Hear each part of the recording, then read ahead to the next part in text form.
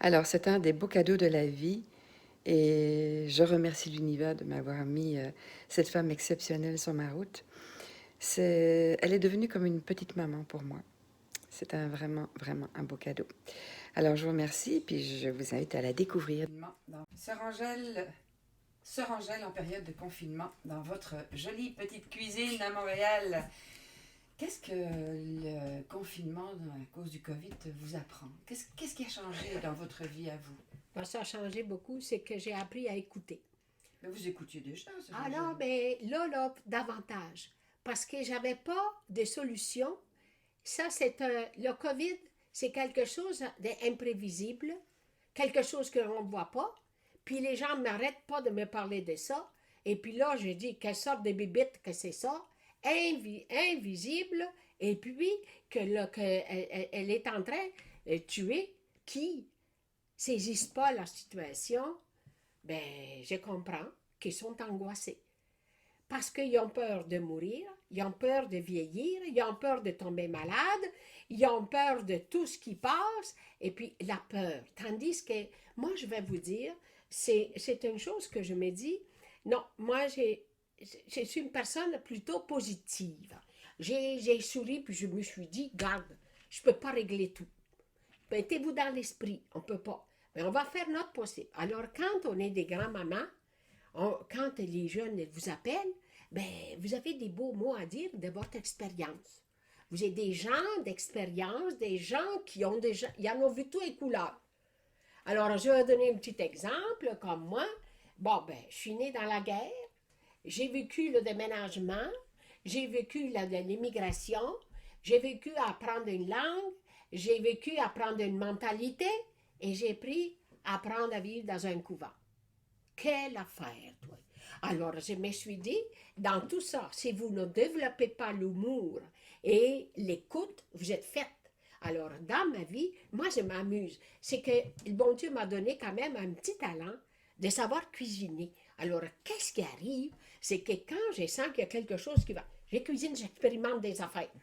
Il ne faut pas perdre la main.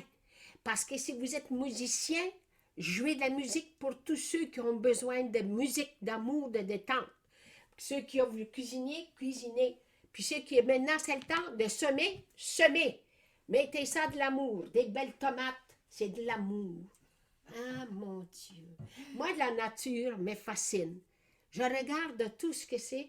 J'oublie la situation, voir le bon côté, puis ensuite le côté positif.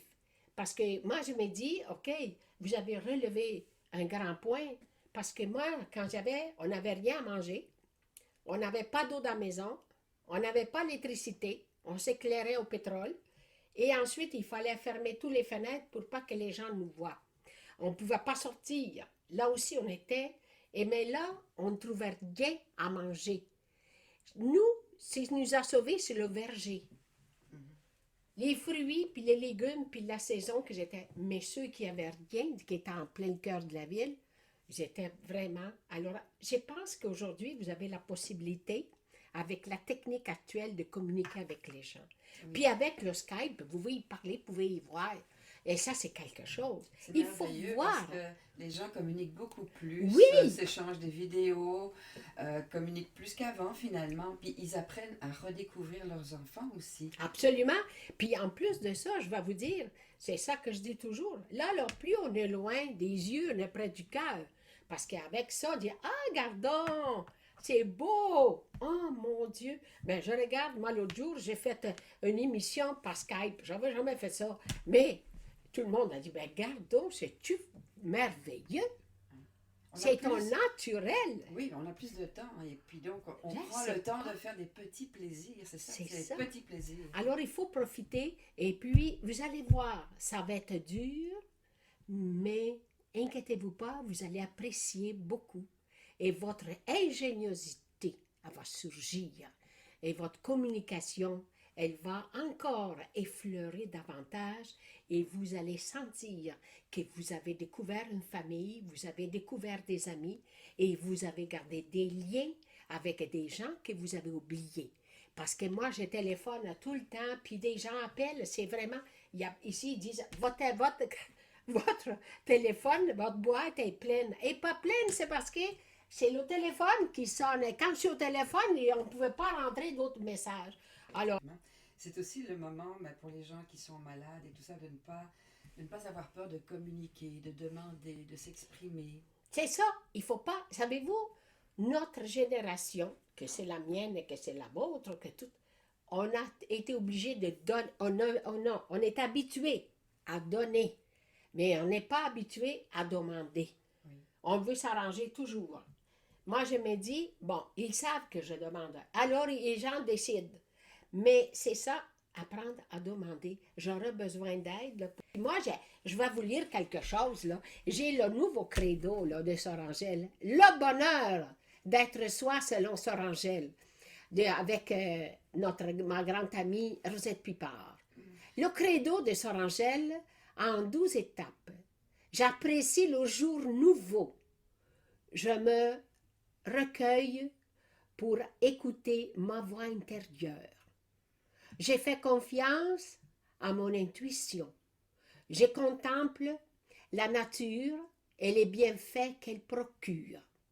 J'écoute l'autre et je reconnais ses talents. J'apprécie ce que la vie m'apporte. Je communique mes idées.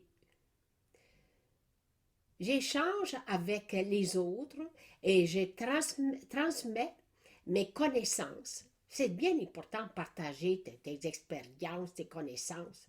Il ne faut pas être mesquin dans ça. Je souris à chacun. J'ajoute toujours un brin d'humour. Ça, c'est important. Développer l'humour. Moi, là, ça m'a sauvé ma vie, l'humour. Quand quelqu'un te dit des affaires que ça ne te plaît pas, puis il ne réalise pas des fois qu'il t'envoie des conneries, ben là, riez à l'intérieur de vous-même.